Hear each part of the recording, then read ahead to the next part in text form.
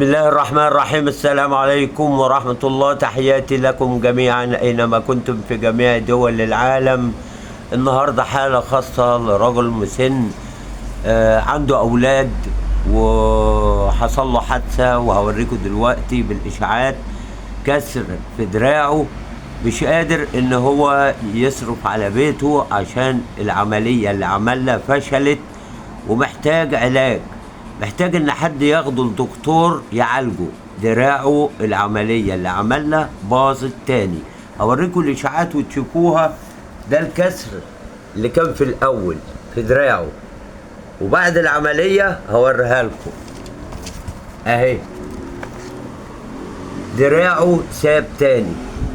ارجو من كل الناس المحترمة اللي بتعمل عمل خير، وكل بيهتف بحياتكم ويقولوا انكم ماشيين في الخير، أرجو منكم إن حد يتواصل معاه على رقم التليفون قدامكم على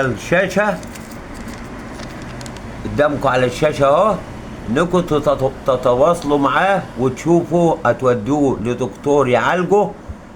هو مش عايز حاجة إلا إن حد ياخده يعالجه، وهو ملوش لا معاش ولا ليه أي دخل نهائيا. ما عندوش املاك ولا اراضي ولا عنده بيت ولا اي حاجه خالص.